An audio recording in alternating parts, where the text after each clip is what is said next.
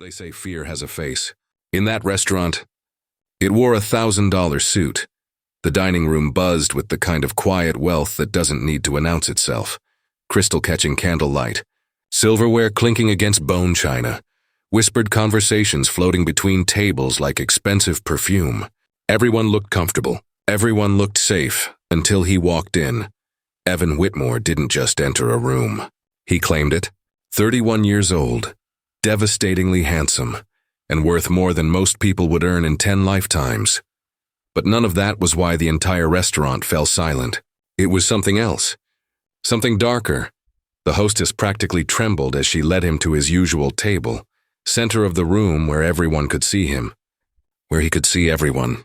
2 men in dark suits flanked him, their eyes scanning faces like predators evaluating prey. At the bar, a businessman actually got up and left. Just abandoned his drink and walked out.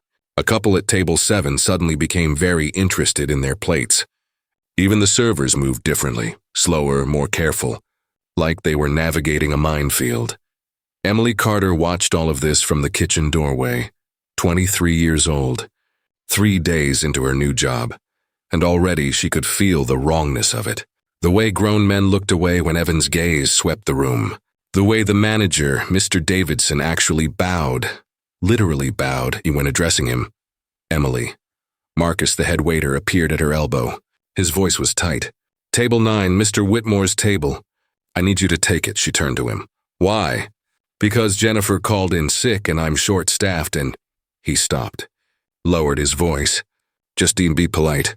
Don't make eye contact unless he speaks to you first. Don't ask questions. Smile, nod, take the order, bring the food. That's it." Emily's jaw tightened. "Who is he?" "Someone you don't want to upset." Marcus's hand gripped her shoulder. "I'm serious, Emily. This isn't the time for your principles, just do your job." And there it was. That thing inside her that never could stay quiet. That burning sense of justice that had gotten her kicked out of 2 previous jobs and nearly expelled from law school. That voice that said, "Nobody deserves to make people afraid just by existing." She straightened her apron, picked up her notepad, walked toward table 9. The room seemed to hold its breath. Evan Whitmore sat with the posture of a king, one arm draped over the back of his chair, his other hand turning a wine glass by its stem. Dark hair perfectly styled, jaw sharp enough to cut glass, eyes the color of a winter storm, and just as cold. Those eyes lifted as she approached. Emily felt the weight of every gaze in the restaurant, felt the warning in Marcus's stare, felt the fear that seemed to pulse from the very walls. She stopped at the table, met his eyes directly, and smiled. Not the nervous, placating smile everyone else gave him, but something real. Something almost defiant. "Good evening," she said, her voice steady. "My name is Emily, and I'll be taking care of you tonight." Evan's head tilted slightly, like he was seeing something unexpected, something that didn't fit. One of his security guards shifted. "A warning!" Emily didn't look away. "Wine," Evan said finally. His voice was smooth, controlled, dangerous. "The 2015 Chateau Margaux," she wrote it down. "Excellent choice. Would you like to start with an appetizer? Or just the wine?" His tone suggested the conversation was over. Emily nodded, turned, walked toward the bar, and felt his eyes on her back the entire way. At the bar, the sommelier, an older man named Richard, was already pulling the bottle. His hands shook slightly as he poured a small amount into a crystal glass for testing. "Take this to him," Richard whispered, not meeting her eyes. "Let him taste it. If he approves, pour the rest. If he doesn't," he swallowed. "Don't argue. Just bring whatever he wants." Emily took the glass. The wine caught the light, deep red, almost black. Beautiful. She walked back to table 9, set the glass in front of Evan Whitmore, and that's when she saw it. At table 12, a young couple. The woman was crying, silently, tears streaming down her face while her companion, a man in his late 20s, sat rigid, pale, terrified. He kept glancing at Evan, then away, then back again. Emily's gaze shifted to Evan, who was watching the couple with something that might have been amusement. Or satisfaction. The woman stood suddenly, grabbed her purse, fled toward the restroom, The man at table 12 looked like he might be sick, and Evan Whitmore smiled. It wasn't a nice smile. Emily's grip tightened on her serving tray. That voice inside her, the one that never learned to be quiet, suddenly roared to life. She looked at the wine bottle in her hand, looked at Evan, looked at the fear poisoning every corner of this beautiful room, and made a decision that would change everything. Sometimes courage looks like madness. Emily stood there, wine bottle in hand, watching Evan Whitmore raise the glass to his lips. His expression was one of complete control. A man who had never been denied anything, never been challenged, never been told no. Around them, the restaurant breathed in shallow gasps. Waiting, watching, he took a sip, paused, set the glass down with deliberate precision.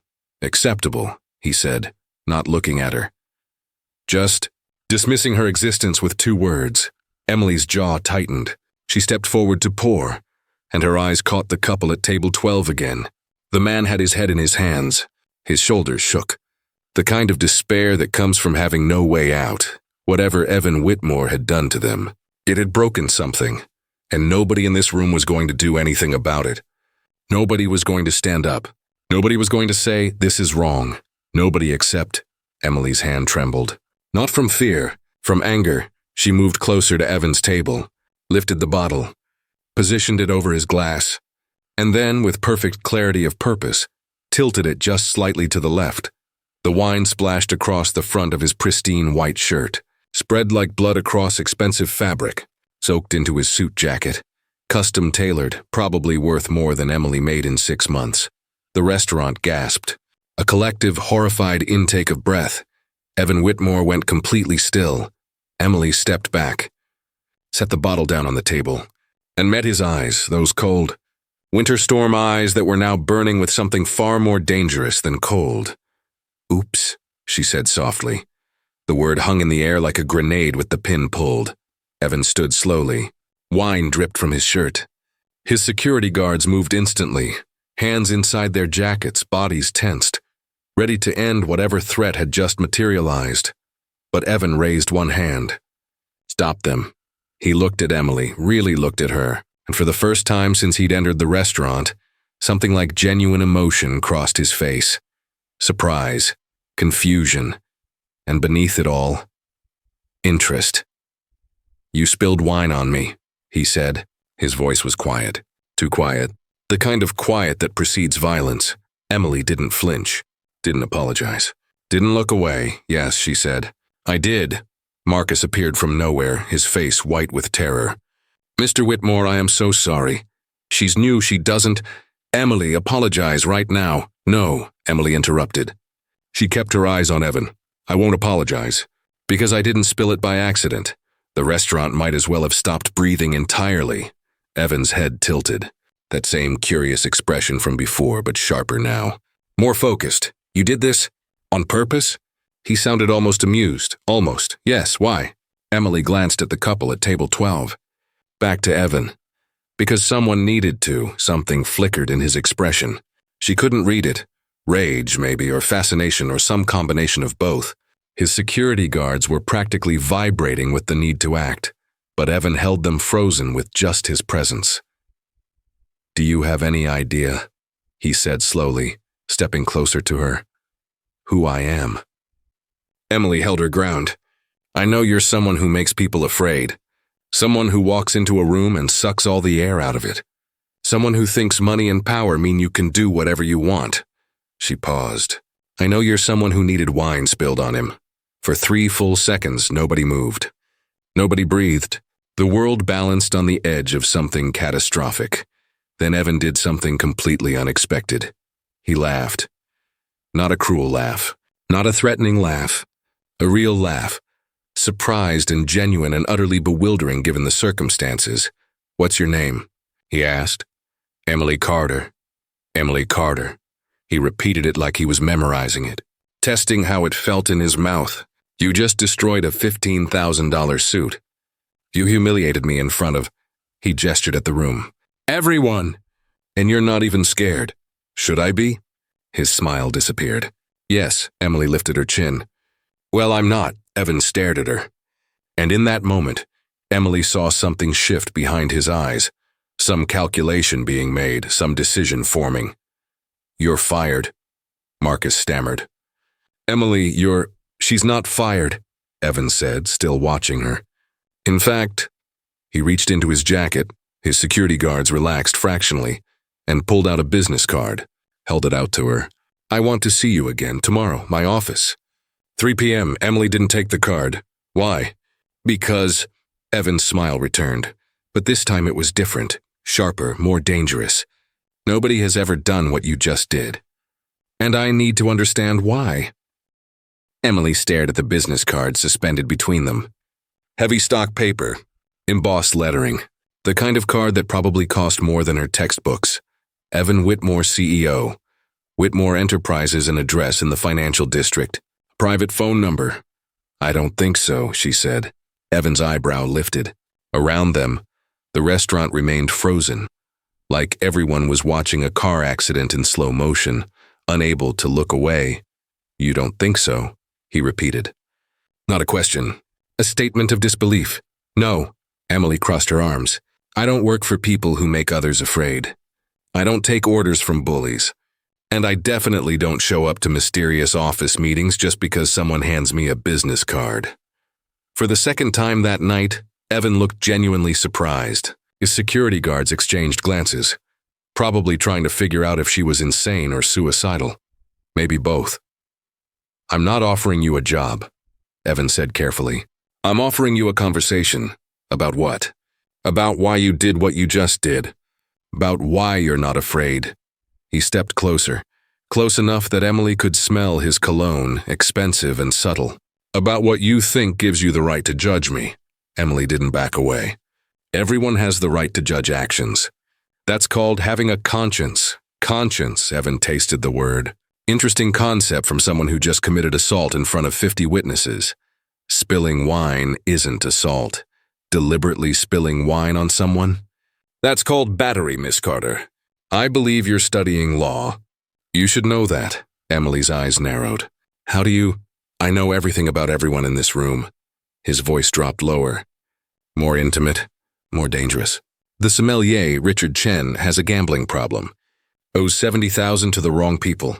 Table 7, the Hendersons, are 3 months behind on their mortgage. Table 12. He glanced at the couple. They made a very poor business decision 6 months ago. Now they're paying for it. Emily's stomach tightened. You're threatening them.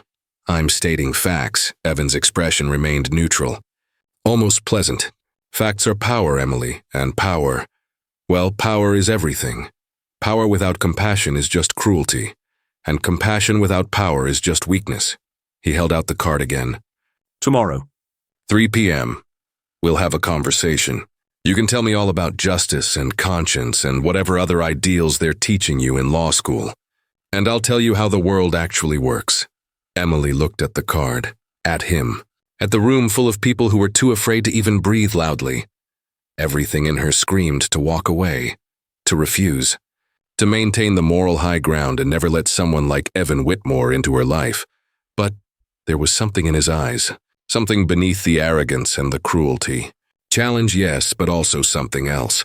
Something almost lonely. And that couple at table 12. Whatever Evan had done to them, whatever power he held over them, maybe someone needed to understand it, to find the leverage, to figure out how to stop it. You can't fight what you don't understand. Emily took the card. Fine, 3 p.m., but I'm not promising anything. I never ask for promises, Evan said. Only presents. He gestured to his security guards. They moved immediately, one of them pulling out a black credit card, the other scanning the room one final time. Evan picked up a napkin, dabbed at the wine stain on his shirt with complete indifference, and then looked back at Emily. One more thing, he said. What? Wear something professional. My office has a dress code. His smile was razor sharp. And Emily? Yes? Don't be late. I don't tolerate lateness. He walked past her. And as he did, he leaned in just slightly, his voice barely a whisper. You have no idea what you just started. Then he was gone, his security guards flanking him, the restaurant door closing behind them with a soft, final click. The moment he left, the room exhaled. Conversations resumed. Silverware clinked. The world started moving again, like a spell had been broken. Emily stood there, business card in her hand, her heart hammering against her ribs. Marcus grabbed her arm. "What did you do? What were you thinking?" "I was thinking," Emily said quietly, "that someone needed to stand up to him. Stand up to—" Marcus looked at her like she'd lost her mind. "Emily, that man destroys people, companies, lives. He's not someone you challenge. He's not someone you— I'm going to his office tomorrow." Marcus went pale. "You're what?" Emily turned to face him. "I'm going to find out who he really is, what he really does. And if it's as bad as everyone seems to think," she looked down at the card, "then maybe I can do something about it. You can't save the world, Emily." She smiled, the small, determined, fearless. "Watch me." Emily didn't sleep that night. She sat in her tiny studio apartment, one room. A bathroom the size of a closet, with her laptop open and the business card on the desk beside her. Evan Whitmore.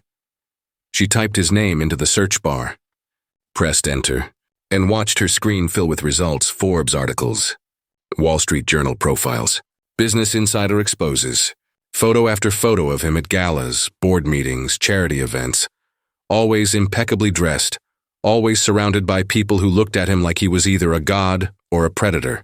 Whitmore Enterprises. Real estate, tech investments, pharmaceutical companies. He had fingers in everything.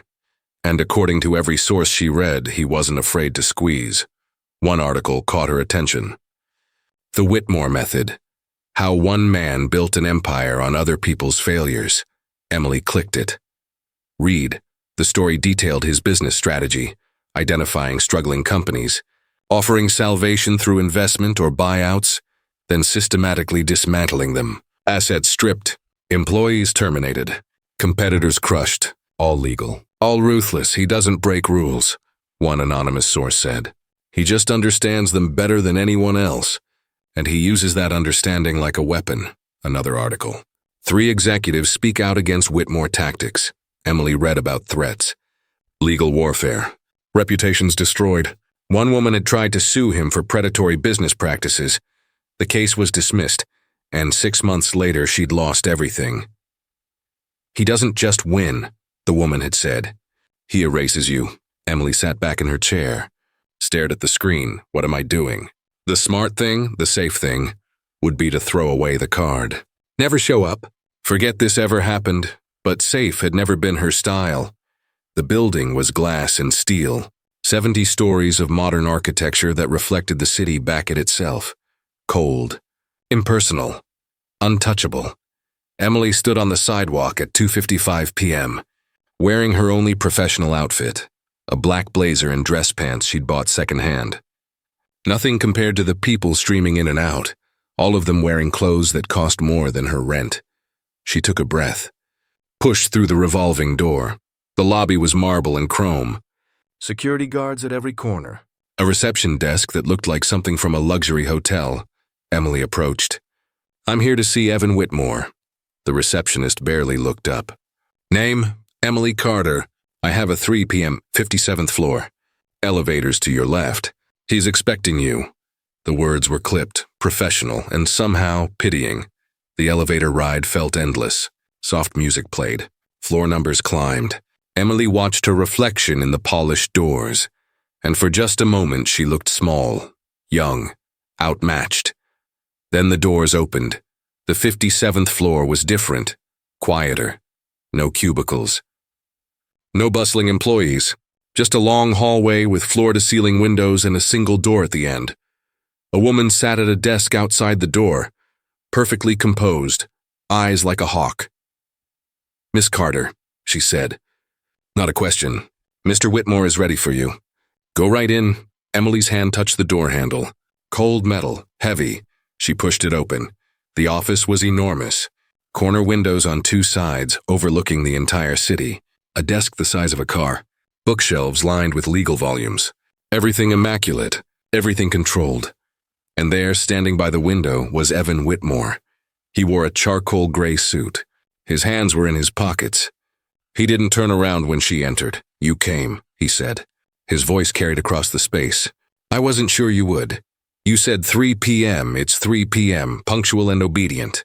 Now he turned. That's unusual for you, isn't it? Emily closed the door behind her. I'm here for a conversation, not a job interview. Good. Evan moved toward his desk, sat, gestured to the chair across from him. Because what I'm about to offer you isn't a job. Emily remained standing. Then what is it? Evan smiled, dangerous, calculating. An education. In what? Power, control. How the world actually functions when you strip away all the pretty lies about justice and fairness. He leaned back. You think you know who I am, Emily? Billionaire bully. Corporate villain. Man who needs to be stopped? Am I wrong? No. His honesty surprised her. But you're not right either. And that is what interests me. Emily's pulse quickened. What do you want from me? Evan's eyes locked onto hers. I want to prove something. What? That your ideals won't survive reality. That when you truly understand how power works, he paused, you'll become exactly like me. Emily stared at him. The audacity of it, the sheer arrogance should have made her angry. Instead, she felt something else. Challenge, curiosity, and beneath it all, a flicker of doubt. Could he be right? No, absolutely not. You're wrong, she said firmly. Evan's smile widened. Prove it. I don't have to prove anything to you. No, you don't. He stood, walked around the desk, leaned against it, closer now, but not threatening, just present. But you want to. You want to prove that I'm wrong about you. About people. About how the world works. He paused. That's why you're still standing here instead of walking out. Emily's jaw tightened. Because he was right. She hadn't left. Hadn't stormed out with some righteous speech about morality and principle. She was still here. Listening. What exactly are you proposing? She asked carefully. Simple. Evan crossed his arms. Work for me. Not as an employee, as an observer. Shadow me for 30 days. See what I do. How I do it. Why I do it. Experience the reality of power without the filter of news articles and moral judgments. And then what? Then you tell me if you still think I'm wrong. If you still believe your ideals can survive in a world that rewards strength and punishes weakness. His eyes never left hers. If after 30 days you still think I'm just a villain, I'll walk away. I'll leave you alone forever. Emily frowned. And if you're right? If I change? Then you'll understand. His voice softened slightly. And maybe you'll stop looking at me like I'm a monster. There it was again. That flash of something vulnerable beneath all the armor. Something lonely. Emily studied him. Really studied him. The expensive suit. The perfect posture. The eyes that had seen too much and felt too little. Or maybe felt too much and learned to hide it. Why me? She asked. You could have anyone. Why does it matter what one waitress thinks of you? Evan was quiet for a moment. Then, because everyone else already sees me one way. Either they fear me or they want something from me. But you, he tilted his head. You looked at me like I was just a person. Someone who needed wine spilled on him. Not a billionaire. Not a threat, just someone doing wrong. You were doing wrong. Was I? He pushed off the desk, walked to the window. The couple at table 12, do you know why they were crying? Emily said nothing. Richard Moss, age 29. He runs a small tech startup. Last year he stole code from one of my subsidiary companies. Not borrowed, stole. Then tried to pass it off as his own innovation. Evan's voice was calm, factual. He made $3 million from that theft. Built his entire company on stolen intellectual property. Emily's stomach tightened. So you're destroying him. I'm taking back what's mine, legally, through the courts. Evan turned to face her.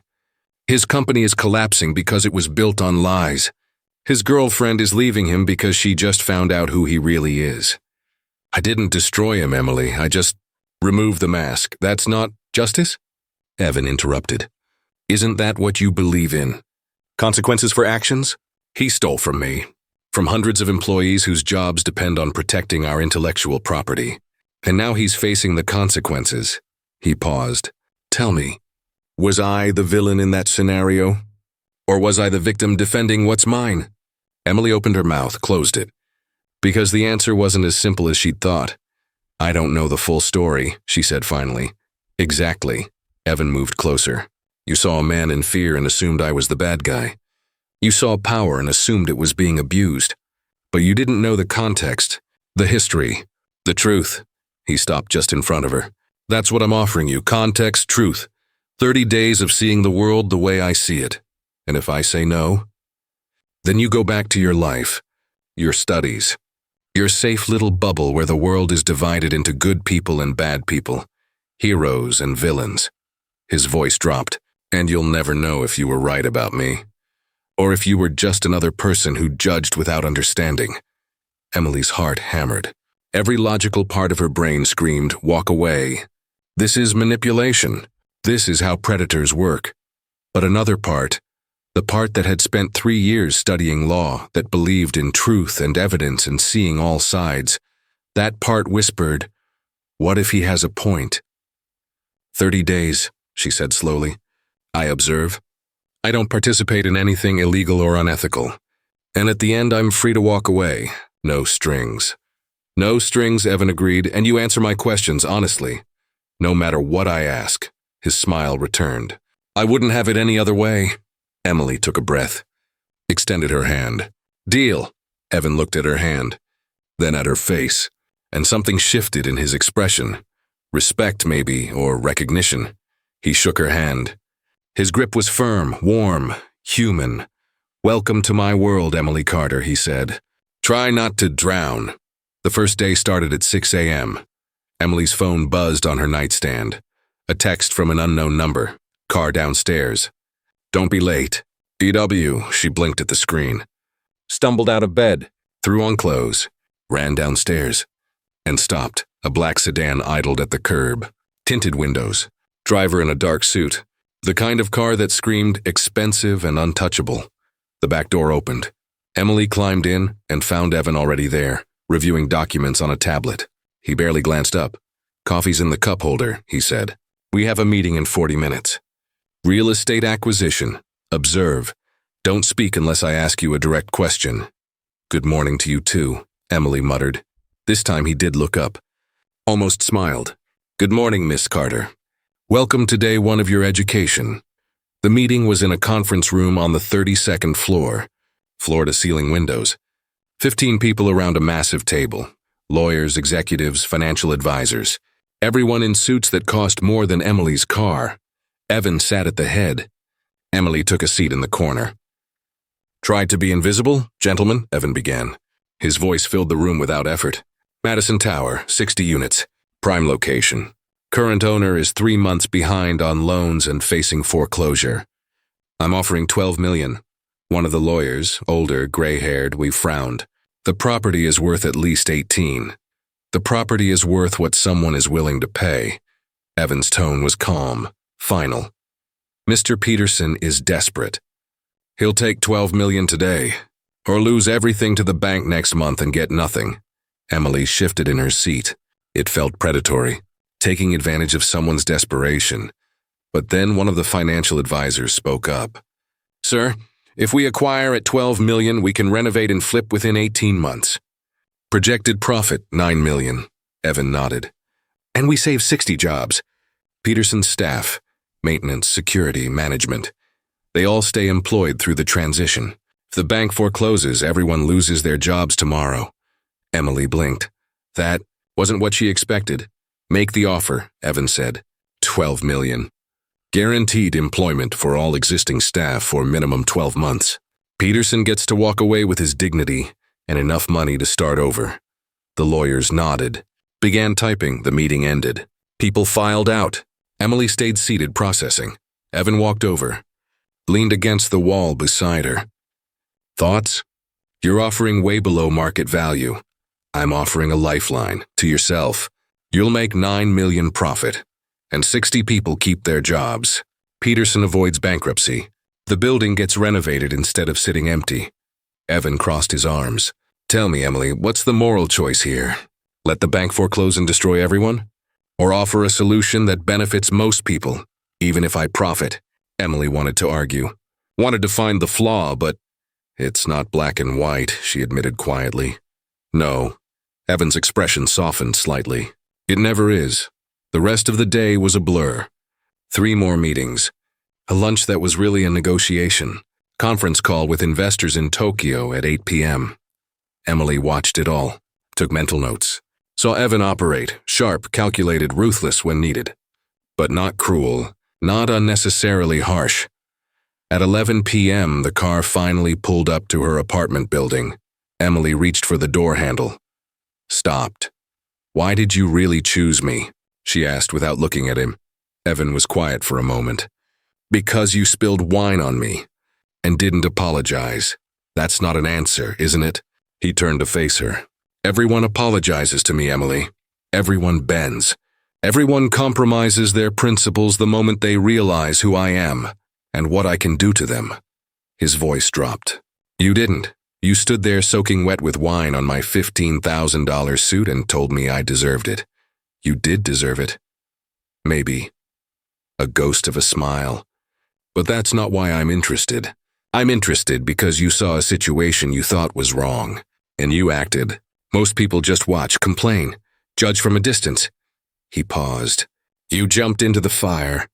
That takes either courage or insanity. Which do you think it is?" "I'm still deciding." Evan leaned back.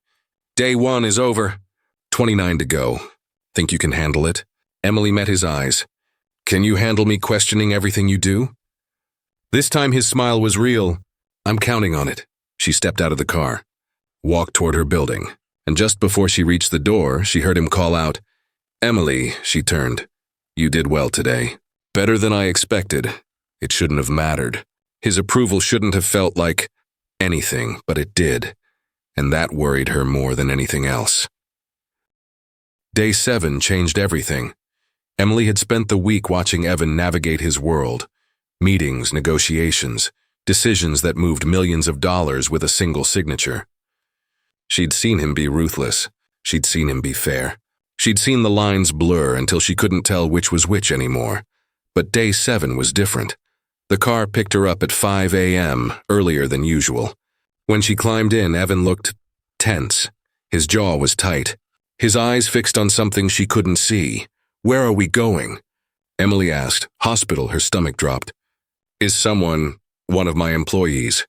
"Sarah Mitchell. Age 43. Single mother of 2. She works in accounting."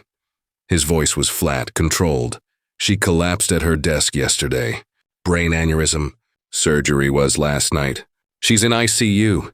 Emily didn't know what to say. They drove in silence. Pulled up to Mercy General. Evan walked through the hospital like he owned it. Past security, past nurses, straight to the ICU waiting room. A teenage girl sat there. Maybe 16, red eyes, trembling hands. Beside her, a younger boy, couldn't be more than 10, clutched a stuffed animal, Sarah's children. Evan stopped in front of them. And for the first time since Emily had met him, she saw his armor crack. Madison. Tyler. His voice was gentler than Emily had ever heard it. "I'm Evan Whitmore. I work with your mother." The girl, Madison, looked up.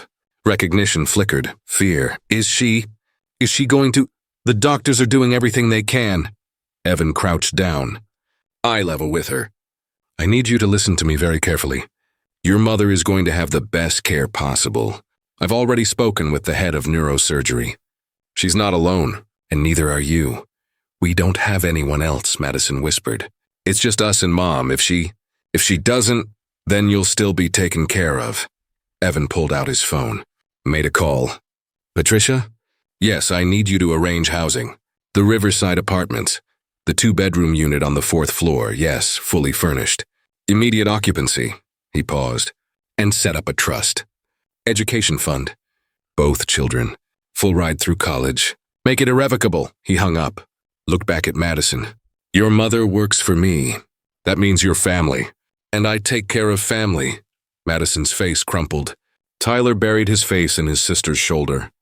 And Evan Whitmore, the man who destroyed companies and made grown men weep, just sat there with them. Quiet, present. Emily stood frozen, watching. Hours passed. Doctors came and went. Evan made more calls. Arranged everything. Meals, transportation, someone to stay with the kids.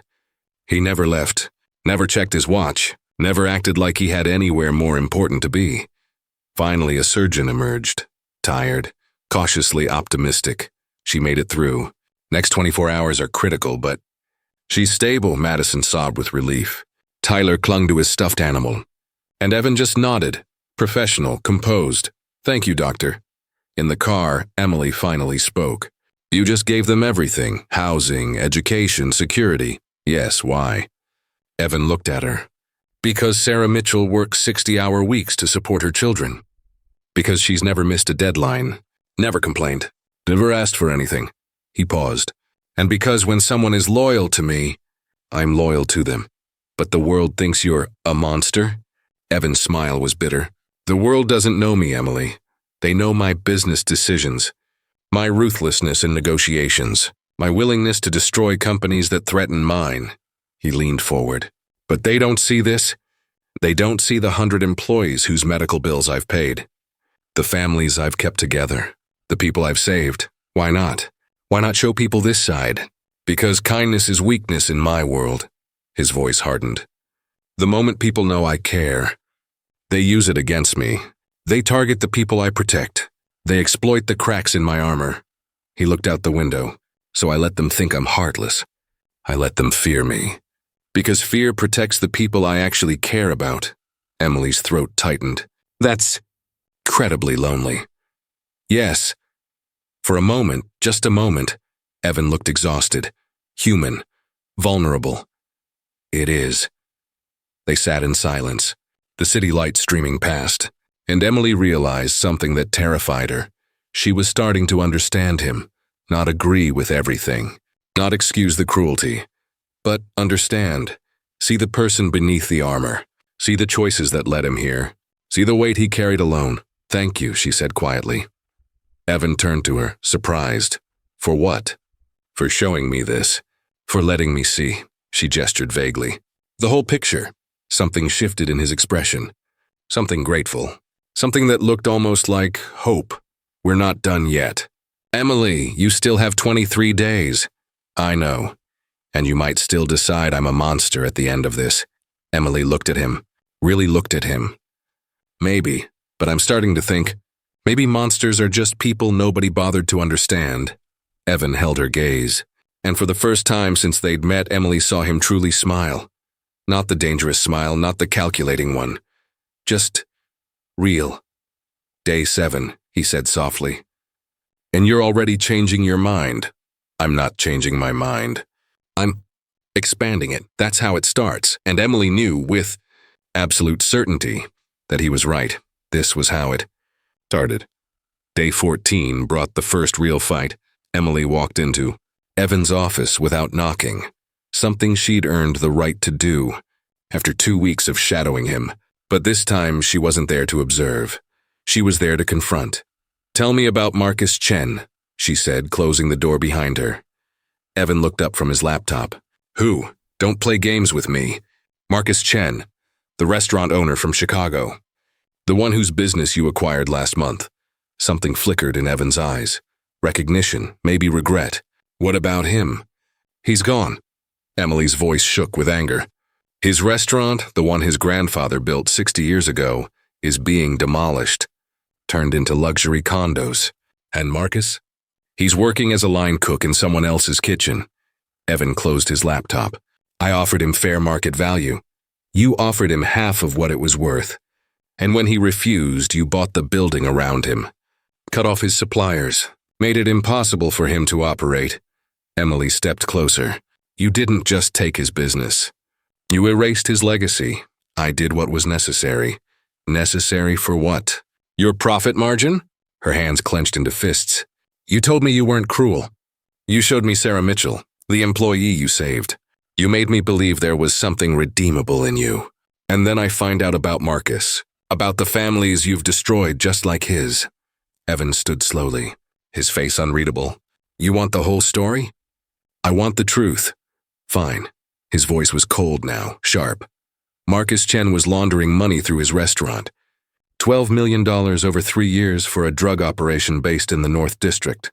I didn't destroy his business, Emily. I stopped a criminal enterprise disguised as a family restaurant. Emily froze. What?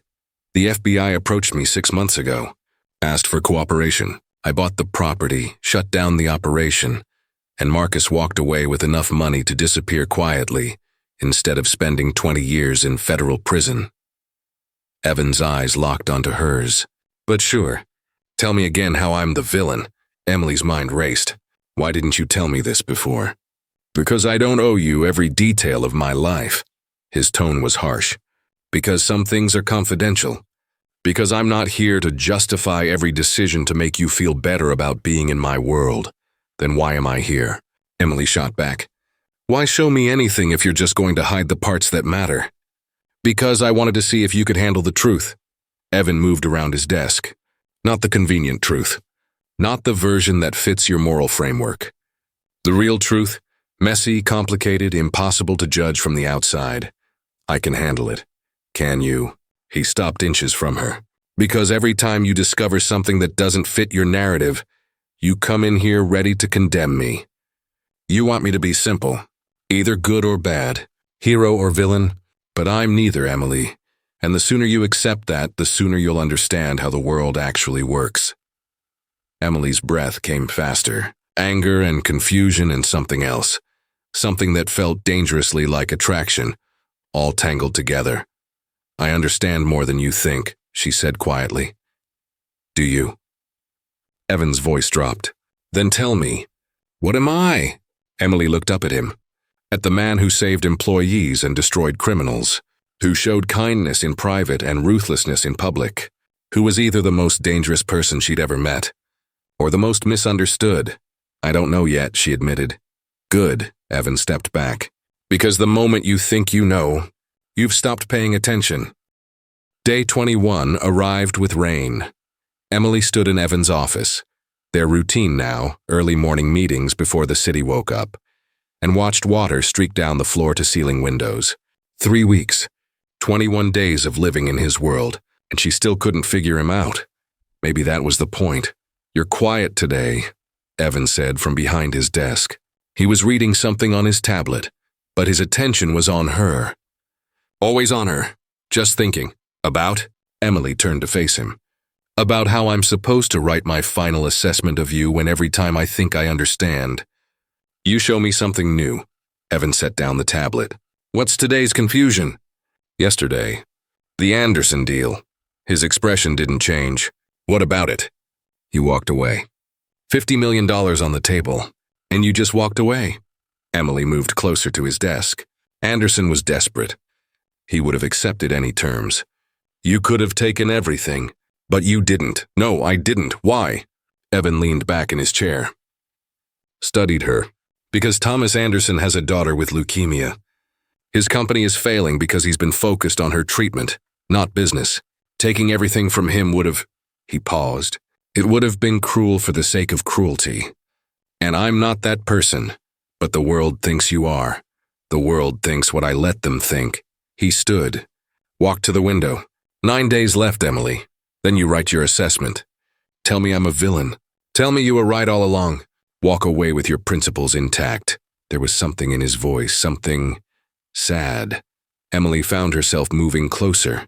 What if I don't want to walk away? Evan went very still. What? What if... She took a breath. What if I don't think you're a villain anymore? What if I think you're just someone trying to survive in a world that punishes kindness? He turned to face her, and the look in his eyes, vulnerable, hopeful, terrified, as took her breath away. Emily. Her name was a warning. A plea. Don't what? Don't look at me like that. Like I'm someone worth saving. He stepped closer. Too close. I'm not a good man. I've destroyed lives, ruined families, made choices that haunt me every single day. You seeing me clearly doesn't change what I've done. No, but it changes what I think you are. Emily's voice was steady. You're not a monster, Evan. You're just human, flawed, and complicated and trying your best in impossible situations. My best has hurt people and saved people. Both things can be true. She reached out, touched his arm. You showed me that. You taught me the world isn't black and white. So why can't you accept the same thing about yourself? Evan looked at her hand on his arm, then at her face, and something broke in his expression. All that careful control, all that armor, just crumbling. Because if I accept it, he said quietly, if I let myself believe I'm not the villain, then I have to feel everything I've been avoiding. The guilt, the loneliness, the weight of every decision I've made. His voice cracked. And I don't know if I can carry that, Emily. I don't know if I'm strong enough. Emily's heart shattered. For this man, this powerful, brilliant, broken man who'd convinced the world he was untouchable, while dying inside from isolation. You don't have to carry it alone, she whispered. Evan's eyes closed. You don't know what you're saying. Yes, I do. Emily moved closer. I know exactly what I'm saying. I know you're going to push me away. I know you're going to tell me this is a mistake. I know. He kissed her, sudden, desperate, like he'd been holding back for weeks and finally couldn't anymore. His hands cupped her face. Her fingers gripped his shirt. And for one perfect moment, the world disappeared. When he pulled back, his forehead rested against hers. Both of them breathing hard. This is a mistake, he whispered. I know. You should walk away. I know. 9 days. You promised yourself 9 more days and then you'd leave. Emily looked up at him, at this man who'd terrified her and fascinated her, and somehow become the most important person in her world. What if I don't want to leave? She asked again, meaning it, meaning everything it implied. Evan's thumb traced her cheekbone. Then we're both in trouble. Good, Emily smiled. Actually smiled. I'm tired of being safe. And when he kissed her again, slower this time, deeper, full of promise and danger and everything they shouldn't want, Emily knew she'd already made her choice. She wasn't leaving in 9 days. She wasn't leaving at all. Day 30. Emily walked into the restaurant, the same restaurant where everything had started, wearing a dress that actually fit, heels that didn't hurt, and confidence she hadn't possessed a month ago. The hostess recognized her immediately. Eyes wide. Miss Carter, Mr. Whitmore is waiting for you. Table 9, of course. Table 9. Where it all began. Emily walked through the dining room. The same faces, the same whispered conversations. But this time, nobody looked afraid. They looked curious, because Emily Carter, the waitress who'd spilled wine on Evan Whitmore, was walking toward him like an equal. He stood when she approached, pulled out her chair, smiled. The real smile, the one he saved only for her. 30 days, he said as she sat. You survived. Barely. Emily accepted the wine glass he poured for her. You're exhausting. I'm aware. His eyes held hers. So your assessment. Am I the villain you thought I was? Emily took a sip, considered. No, you're not a villain. You're not a hero either. You're just, she paused. You're just Evan. Complicated and impossible and sometimes infuriating. But not evil. Never evil. Something softened in his expression, relief, gratitude. And us? What's your assessment of us? That depends. On. Emily set down her glass. On whether you're willing to let people see who you really are. Not the armor. Not the reputation. The person who sits with scared children in hospitals. Who walks away from deals that would hurt desperate people. Who carries the weight of impossible choices because nobody else will. Evan reached across the table. Took her hand. That's terrifying, I know. But I'll be there. Every step, she squeezed his fingers. You taught me the world isn't simple. Now let me teach you that you don't have to face it alone. He brought her hand to his lips, kissed her knuckles. I don't deserve you. Probably not, Emily grinned. But you're stuck with me anyway. Around them, the restaurant buzzed with life. People eating, laughing, living. And at table 12, the couple who'd been crying that first night, sat holding hands, smiling, free from whatever weight Evan had lifted. Emily caught his eye, nodded toward them. You fixed it. Whatever was wrong, you fixed it. I try. Evan's voice was quiet. I don't always succeed. But I try. That's all anyone can do. The waiter appeared. Marcus, who'd warned her that first night. He looked at them both, at their joined hands, at the way Evan looked at Emily like she was something precious. Would you like to order? He asked carefully. Evan glanced at Emily, raised an eyebrow. What do you think? Stay for dinner? Or, or what? His smile turned dangerous, playful. Or we could leave, go somewhere private. Continue this conversation without an audience. Emily pretended to think about it. Depends. Are you going to try to prove I've become just like you? No. Evan's expression grew serious. You haven't become like me, Emily. You've made me want to become more like you, braver, kinder, more honest. He paused. You didn't change into me. You changed me into someone better. Emily's throat tightened. Evan, 30 days ago you spilled wine on me on purpose. Best thing that ever happened to me. He stood, extended his hand. Now, are you staying for dinner? Or coming home with me? Emily looked at his hand, at his face, at the man who'd terrified her and taught her and somehow stolen her heart in 30 impossible days. She took his hand, stood. Home. Definitely home. They walked out together, past the staring faces, past the whispered speculation, and Emily realized something profound. She'd come here to prove Evan Whitmore was a villain, to expose him, to confirm her black and white worldview. Instead, she'd discovered the truth was painted in shades of gray, that power could be wielded for good, that fear could protect the vulnerable, that the scariest people were often the most misunderstood, and that sometimes the person everyone fears is just waiting for someone brave enough to see them clearly. Outside, rain had started again. Evan pulled her close under his umbrella. No regrets? He asked. Emily looked up at him. This brilliant, complicated, impossible man. Not one. Good, he kissed her forehead.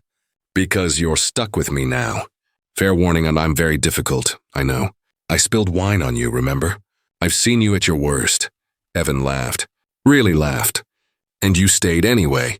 Either you're incredibly brave or incredibly foolish. Both, Emily said. Definitely both. They walked toward the car, toward whatever came next. And Emily knew, with absolute certainty, that she'd made the right choice. Everyone had feared the billionaire, until the waitress saw past the fear, and found the man underneath. So what did you think? Did Emily make the right choice? Was Evan a villain or misunderstood? Hit subscribe for more stories like this. Smash that like button. Turn on notifications so you never miss the next journey. And drop a comment. Would you have spilled the wine? Would you have stayed or walked away? Tell me your thoughts. Let's keep this conversation going. See you in the next one.